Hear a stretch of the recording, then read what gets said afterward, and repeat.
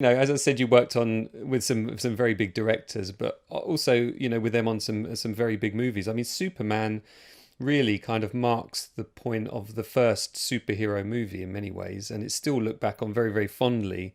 What was Richard Donner like to work for? Because obviously you shot one and two back to back, right?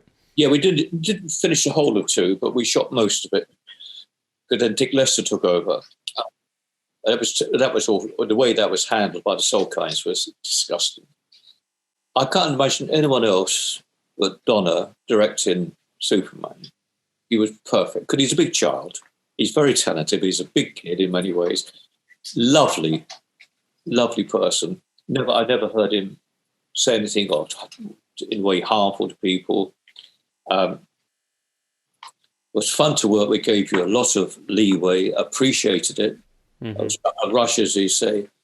That shot wasn't my idea. That was the kid's idea, I hope really? It works, Peter. I didn't want to do it. He just gag away, And you sit there thinking, I hope it did work or does work, And he had a hard time from the Soul Kind, so they weren't. And there was talk about replacing him with Dick Lester. So they bought Dick Lester because Dick had done the Three Musketeers for the Soul Guys. And I knew Dick. I worked with him. And Dick came in, and I found out because the first day he got $1 million, which in those days is not bad now. But because that's what they owed him from Musketeers. They reneged on what they said they pay him. So he didn't take over. He came on to Superman as producer with the understanding as he walked on the floor the first day, a check for $1 million has come into his hand, And Donner was quite worried, because he thought that part of his career, had he been sacked, that would have almost sort of been the end of. He'd had to go back to TV.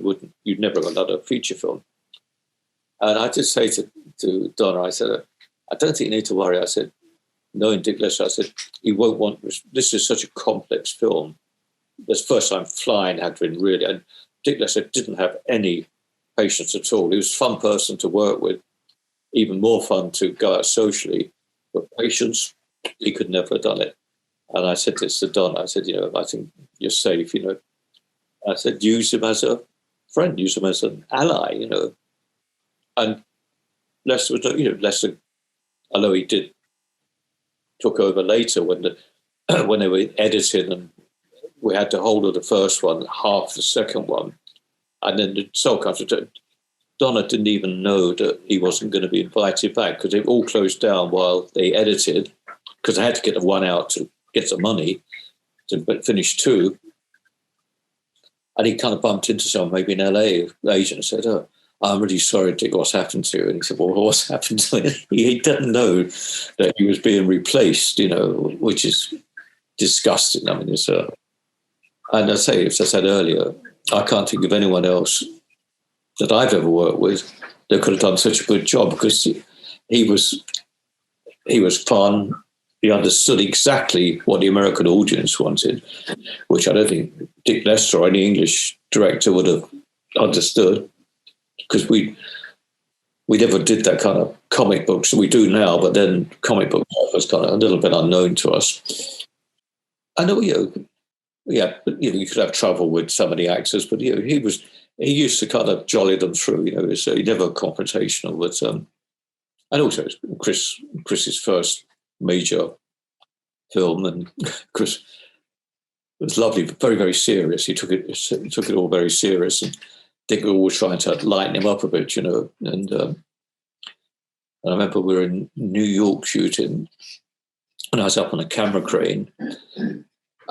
Had Chris next to me, dressed up Superman with the wires, and we're waiting for the theatre crowds to just turned out, so we have to wait for them to all go, and then we're going to do a big flying shot. And we got on very well. We're chatting away up there, and the theatre opened up. All 500 people came out, Americans, obviously. One looked up and said, "God, it's Superman!" And it was just like the comic books. They all looked up. My God, it's as if it was really Superman, and he'd come there to save New York. Yeah. I looked at Chris. I said, "You should be sad. You're home and dry now." I said, "That's what the audience. That is the audience." That's brilliant. A lot of it's younger. If only you had the cameras rolling on them. Yeah, but I said, if it was a theatre crowd, I'd just probably Yeah. or something, so saying that. You can imagine what the youngsters are going to say,